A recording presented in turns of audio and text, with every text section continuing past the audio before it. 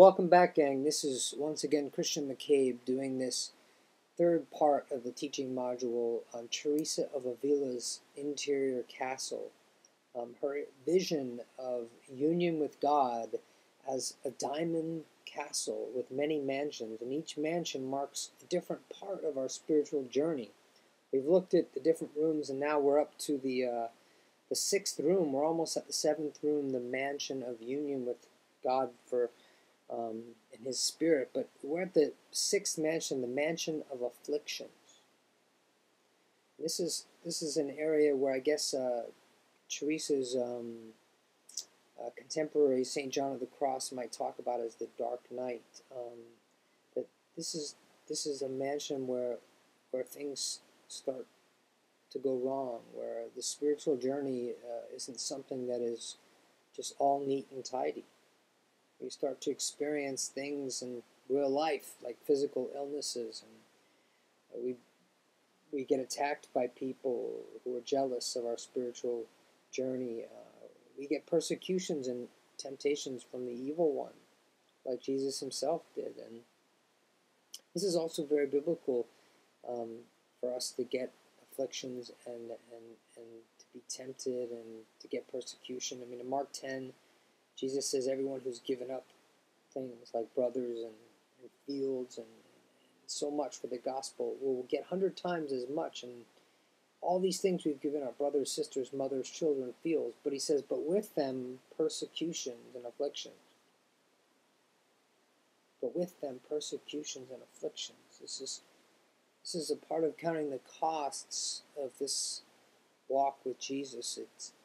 It's brings with it its afflictions. In a mysterious way, it's a part of the way that God is using His people, and like He used Jesus to bring the afflictions of the world upon ourselves, that we might carry in compassion the afflictions of the world in a way that heals the world. And it's a deep mystery. I don't claim to know the answers.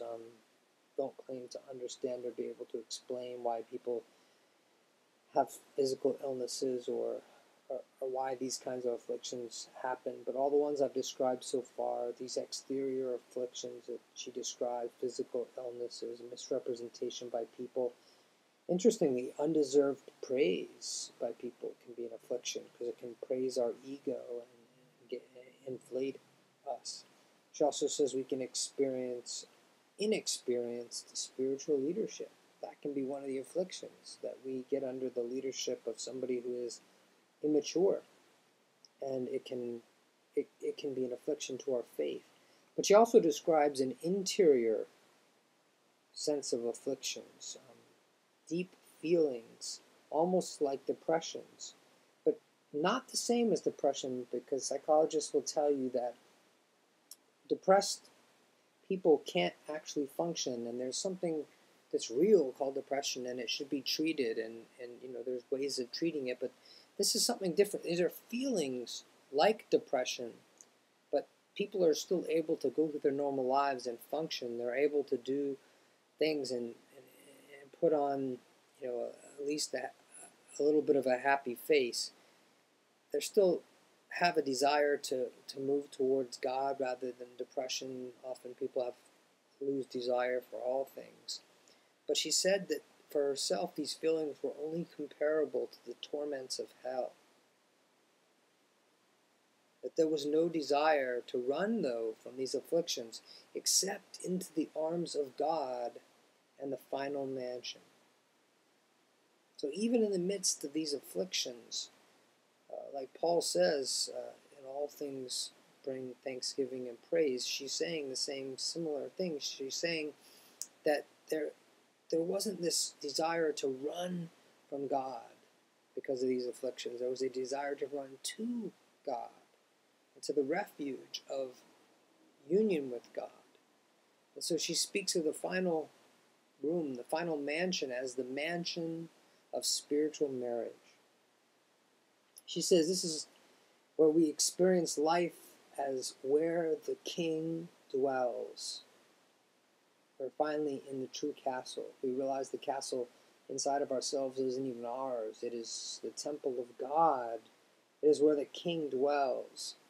She says it can be called another heaven on earth.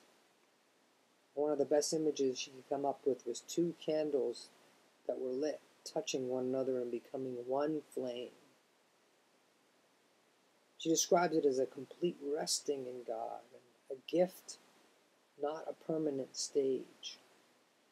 A gift, not a permanent stage, not an enlightenment, not an experience that we have for the rest of our lives, but something that we do bring into the rest of our lives, this deeper faith, this deeper sense that inside of ourselves is this resting place, this refuge, this connection with the source of love, a source of energy that is greater than anything in the exterior world.